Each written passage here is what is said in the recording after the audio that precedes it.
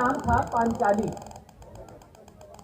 द्रौपदी सच्ची कहानी है जो उसमें लिखी हुई है ग्रंथों में, वैसे ना बोलना। हाँ, वो लिखी हुई है वहाँ। अब साहब जो ग्रंथों में लिखा था, एक दिन वो थे, वो ना जो लड़कियों को देखते हैं उनको करते हुए कर देखे, वो वाले भाई साहब थे। और एक थी वो माता श्री श्री 1008 द्रौपदी मैया, वो भी वहीं थी। अब ना जाने क्या बात हुई, वो जो वाले थे उनकी, वो भी वहीं थे, उनकी उंगली में कुछ लग गया यहाँ, और वो खून निकलना शुरू हो गया। पहले तो मैं यूं सोच रहा यार उंगली का कभी क्या रहा था, जन कैसे कर रहा था, कहाँ दे रहा था, खून निकलने लगा। अब ये वाली बात माता द्रौपदी को अच्छी नहीं लगी, उन्हें लगा कि मेरा भैया उसका खून निकलना, तो जो देख के वहां ने अपनी धोती का लत्ता फाड़ दिया, और लत्ता फाड़ के उसकी उंगली पे जाके बांध दी।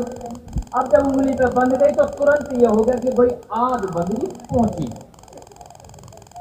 अब ये निर्णय हो गया कि अब मैं तेरी रक्षा करूंगा, मैं तेरा भाई और तू मेरी बहन, तेरे को कभी कोई कष्ट नहीं आएगा, अगर आएगा तो पहले मुझसे होकर के जाएगा। मैं बहन की रक्षा करने के लिए सदा तत्पर रहूंगा। उत्तर प्रदेश पुलिस आपकी सेवा में तत्पर। तो उसने वहां वादा कर दिया, प्रोमिस हो गया। अब प्रोमिस हो गया तो कहानी आगे बढ़ी। अब कहानी कुछ इस तरह आगे बढ़ी, जो द्रौपदी थी उसकी शादी तो हो गई थी, शादी हुई तो अर्जुन से, अर्जुन लेकर आया था द्रौपदी को, अपनी मम्मी से कह रहा मम्मी से कह कुछ लाया हूं, उन्होंने लाया तो सुधरे आपस में बांट के खा लो। अब उन दोनों गुरु जी का बात हो गई, मम्मी पहले तो पूछ ही नहीं लाया क्या, तो क्या लाया आलू, मैं तो भ्या करके लाया, और दोनों कैसे बांट के खा लो,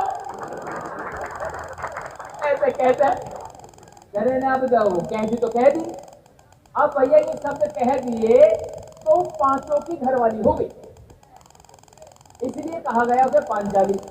अब उसका जो सबसे बड़ा पति था उसका नाम था धर्मराज युधिष्ठिर। धर्मराज, धर्मराज जो धर्म को अंगीकार करता हो, धर्मराज जो धर्म का अनुपालन करता हो, धर्मराज जो सत्य और कर्तव्य निष्ठ हो, धर्मराज जो सही को सही और गलत को गलत साबित करता हो, धर्मराज जो नारी का सम्मान करता हो, धर्मराज जो शोषित पीड़ित दबे कुचले समाज और अन्य वर्गों में भेदभाव न करता हो, धर्मराज वो जो धर्म का आचरण करता हो, धर्मराज वो जो धर्म को अंगीकार करता हो, ऐसा धर्मराज। अब ऐसा जो धर्मराज है वो जुआ खेलने लगा। मम्मी, धर्मराज जिससे ये उम्मीद की जाती है कि तू भाई साहब सब सही करेगा, सही को सही कहेगा, गलत को गलत कहेगा, अब वो जुआ खेलने लगा। चलो भाई कोई बात ना, जुआ खेलने लगे आदमी कई बार लत पड़ जाती है। अब जुआ खेल रहा है तो रुपया कैसे हार गया, चल कोई बात ना, ज्वेलरी हार गया, अंगूठी हार गया, हार हमेर हार गया, चल कोई बात ना। उसे तो ऐसा नशा चढ़ गया तो जुआ खेलूंगा जरूर, चाहे जान चली गई हो। अब जब उससे कुछ ना बचा रखने को जुए में, उसने अपने घरवाली को दांव पे लगा दिया। अब मैं आपसे सवाल पूछ रहा हूं, अगर कोई पुरुष जुए में अपनी घरवाली को दांव पे लगा दे तो बताओ वो धर्मराज हो सकता है? क्या उससे बुरा आदमी कोई हो सकता है? मतलब इतना बुरा आदमी वो घरवाली को लगा दांव पे, दूसरा जो है देखा जाएगा। अब उन्होंने कहा दिखा पत्ते, हालांकि वो उससे खेल रहे ना, वो पासे से फेंक रहे, अब वो पासा फेंको पासा पलट गया। अब भैया जो द्रौपदी थी वही वाली जिसके भैया वही वाले थे जिनकी उंगली में लग गई, वही वाले भैया। अब साहब वो हार गई, वो जुए में हरा दिया गया उसको, तो अब वो किसकी हो गई? अब वो हो गई दुर्योधन की। अब जब दुर्योधन की होगी, दुर्योधन भी देखो कितना नारी सम्मान करता था, उसने तुरंत अपने भाई से कहा लत्ते काट इसके, लत्ते का धोती पाड़ इसकी, खींच इसे पकड़ के। अब उसके जो धोती उतरने लगी, ऐसे में वो भैया आया,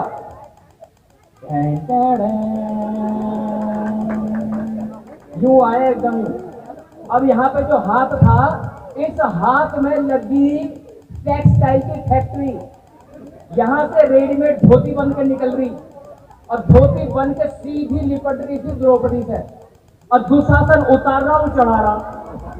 अब तुम सोच के देखो, तुम्हारे मैं हूं जैसे मेरे को ये धोती पहना रहे हो और ये धोती उतारे, बताओ मैं कहां घूमूंगा? ऐसे घूमू? अब ऐसा घूमू कैसा करोगे? इतना तिरस्कार एक नारी का, नारी का इतना तिरस्कार। अच्छा चलो, भैया था पहुंची वाला भैया था, ये वही साजन के हाथ भेजी है पहुंची, है ना? वह पहुंची के ना पहुंची और वहां से खबर पहुंची तो यह पहुंची तो तेरी पहुंची नहीं पहुंची। अब पहुंची क्यों नहीं पहुंची वो बताने वाला हूं। वो हाथ में से धोती तो निकाल रहा था। अगर कोई मेरी बहन के धोती उतारने की बात छोड़ दो, अगर उसे कोई गाली भी दे देना, या तो मार दूंगा या मर जाऊंगा, तो कुछ करना पड़े। उस आदमी ने फैक्ट्री लगा दी, उसने दुशासन में एक लपड़ भी नहीं खींचा, आता लपड़ मारता, बाल पाड़ता, गुट मारता, साले तो कैसे करेगा? मेरी बहन छेड़े, उनने कुछ ना करी, वो चुपनू खड़ा ले तो उतार मैं चाह रहा हूं, तो उतार मैं चाह रहा हूं। आपको नहीं लगता नारी के अस्तित्व का, नारी के वजूद का मखौल बना दिया इन लोगों ने? आवाज नहीं आ रही मुझे, हाँ या ना? सारी बात हंसी में होती है ना, मस्ती में बता तो रहा हूं, लेकिन बात गंभीर है। आप सोच के देखो, नारी का इतना बड़ा अपमान, और ये इनके धर्म ग्रंथों में लिखा है, और ये करने के बावजूद भी युधिष्ठिर जैसे आदमी को साबित किया गया कि वो धर्मराज है। क्या वो इस लायक है कि धर्मराज कहा जाए? नहीं, किसी सूरत में नहीं हो सकता। नारी का इतना बड़ा अपमान। नारी का सम्मान करते थे बाबा साहब डॉक्टर भीमराव अंबेडकर। एक अनपढ़ महिला से विवाह करने के बाद भी उसे इतना सम्मान दिया कि उसे अपने दिल में जगह दी, अपने घर में जगह दी, और आज माता रमाबाई अंबेडकर को हम सब अपनी मां के रूप में स्वीकार करते हैं। इतना बड़ा सम्मान दिया। ये सम्मान दिया है बाबा साहब डॉक्टर भीमराव अंबेडकर। केवल आप ही को नहीं, नारी जाति को हक और अधिकार देने का काम किया है बाबा साहब डॉक्टर भीमराव अंबेडकर ने। क्योंकि बाबा साहब अंबेडकर के द्वारा प्रतिपादित किए गए और लिखित संविधान से पहले एक व्यवस्था यहाँ पे काम करती थी जिसका नाम था मनुवाद।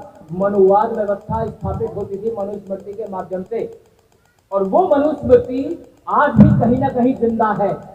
हालांकि बाबा साहब ने उसे दबाने का, जलाने का, फूंकने का, निस्तो नाबूद करने का सारी व्यवस्था बना दी थी, लेकिन फिर भी आज भी जिंदा है आप लोगों के अंदर। जानते हो कैसे? मैं बताता हूं। मेरे घर में, मैं अपनी बात बता रहा हूं, दूसरों को छोड़ दो, अपनी खुद की बता रहा हूं। जब मेरे घर में पहली बेटी पैदा हुई, मैं तो खुश हुई कि पहली बार बाप बना हूं भाई साहब। मन के कवल खिल गए, दिल बाग बाग हो गया। परिवार में एक ऐसा चिराग आया, बड़ी खुशी हुई। और जब मेरी दूसरी बेटी पैदा हुई, मैं भी खुश, मेरी घरवाली भी खुश, पड़ोसी नाराज, मेरी माँ नाराज, मेरी बहन नाराज, मेरी बुआ नाराज, मेरी चाची लौंडा सा हो जाता तो ढक्कन सा लग जाता।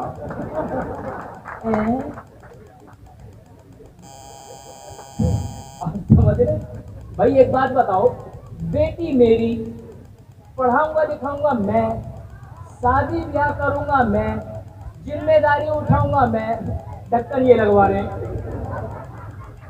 इनका क्या लेना देना? हम बाबा साहब के अनुयायी हैं, हमें पता है माता और बहनों का सम्मान कैसे होना है। और सुनो भैया रे, बेटी उसी को मिलती है जिसकी औकात होती है जिम्मेदारी निभाने की। हर किसी को ना मिलती बेटी, हर किसी को बेटी नहीं मिलती। बेटी एक ऐसा चमत्कारी फूल इस दुनिया में है जो जब तक बाप के घर में रहता है तो बाप की बगिया को महकाता है, और जब पति की बगिया में जाता है तो ससुराल को महकाता है। ऐसा फूल है।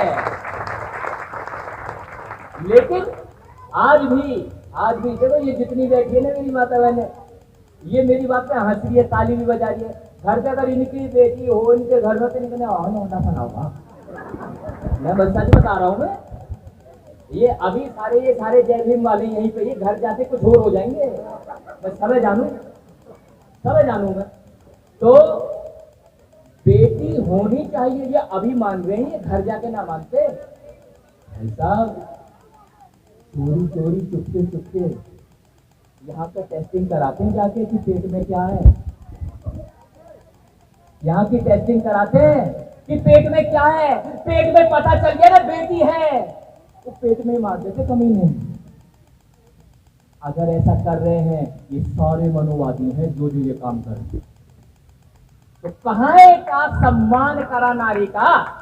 तो ये सारे युधिष्ठिर वाले हैं और ये ही सारे दुर्योधन वाले हैं जो चेक करवाने के पेट में क्या है। उस प्रकृति के खिलाफ जाओगे, यकीन मानना, जब मनुष्य प्रकृति के खिलाफ जाएगा धोखा जरूर खाएगा। देख लो, पहाड़ों को काट कर रास्ता बनाया है तो पहाड़ों ने भी जगह छोड़नी शुरू कर दी। हजारों लाखों लोग हर साल मर रहे हैं। देख लो, आप लोगों ने बांध बनाए हैं तो नदियों के उफान से दुनिया भर के बाढ़ आनी शुरू हो गई है। प्रकृति के छेड़छाड़ करोगे तो मारे जाओगे। इस मनुष्य ने पेड़ों की कटाई करनी शुरू कर दी तो देख लो, दिल्ली और गाजियाबाद जैसे शहरों में धुआं तक छा गया था। प्रकृति के साथ छेड़छाड़ करोगे तो मारे जाओगे। उसी तरह से पेट में क्या है पता करोगे तो मारे जाओगे। निश्चित एक काम कर लो, 2 बच्चे चाहिए, बेटी हो कोई बात नहीं, बेटा हो कोई बात नहीं, 2 बच्चे के बाद खत्म। लेकिन फिर भी अगर चेकिंग कराते हो तो मुझे आप में और युधिष्ठिर में कोई फर्क नहीं दिखाई देता, मुझे आप में और दुर्योधन में भी कोई फर्क दिखाई नहीं देता, और मुझे नहीं फर्क दिखाई देता वो जो सीख मानने वाला। एक आखिरी बात कह के बात खत्म करूंगा। एक बात बताओ, आज मैं हूं क्रिश्चियन नगर में, ये माताओं बहनों का सवाल है, अगर मैं आपके घर में आऊं और हमारी जो माताएं बहनें हैं वो नहा रही हो और मैं उन्हें चुपके से देखूं, बताओ मेरे साथ क्या करोगे? ढंग से न ठोक दोगे? ढंग से। कई जने तो ऐसे टाई पास आने की टाई खींच इसकी, कोई बाल पड़ेगा, कोई पैर खींचेगा, कोई टाई खींचेगा, कोई घूंस मारेगा, लपड़ मारेगा। मतलब ऐसा भी कर दोगे मेरा इंतजाम कि मेरी घरवाली मुझसे कहेगी ना कि काटो, ऐसा इंतजाम कर दोगे, है ना? पर मुझे एक बात तो बताओ, मतलब मेरा तो इंतजाम कर दोगे तो ठीक है, कर दिया। और वो आदमी जो सच्ची नहीं नहाती हुई लड़कियों के कपड़े खा के भग जा कराओ, शराब करो, व्रत करो, तो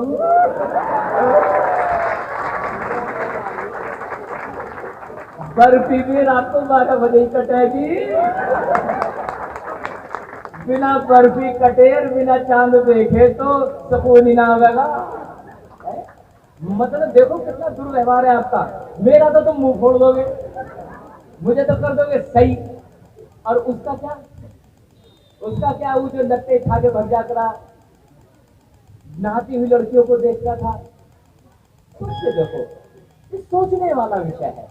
मतलब अगर मेरा चरित्र खराब हो जाए, आप मुझे स्वीकार नहीं करेंगे, लेकिन जिस आदमी का चरित्र वास्तव में खराब है उसे तो आपने पूर्णतः स्वीकार किया, पूर्णतः स्वीकार किया।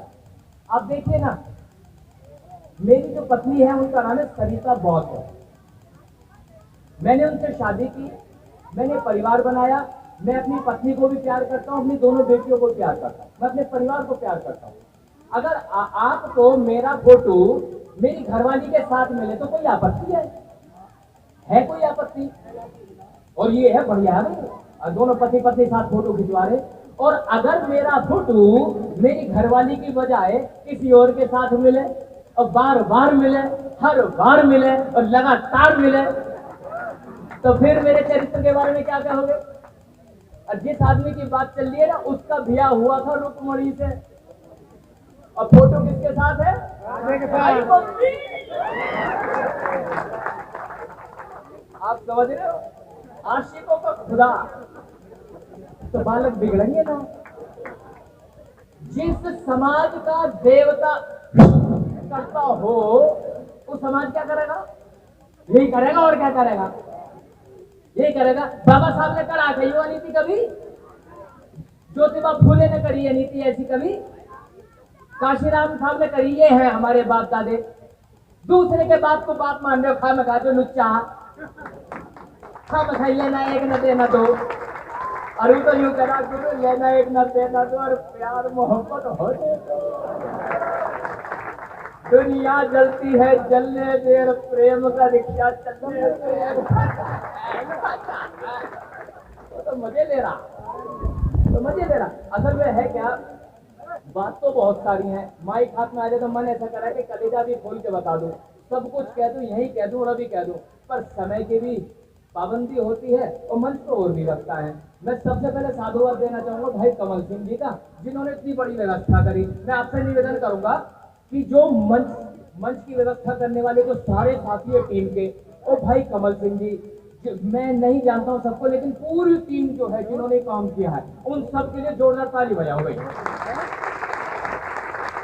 और अंत में जय भीम कह के मैं अपनी बात खत्म करूंगा। मेरे साथ जय भीम थोड़ा कैड़ा पड़े, पर कह दीजिए मेरी, कहते हाथ उठा लो दोनों ऊपर, दोनों, और मेरे साथ बोलते ना, जय भीम, जय भीम, जय भीम।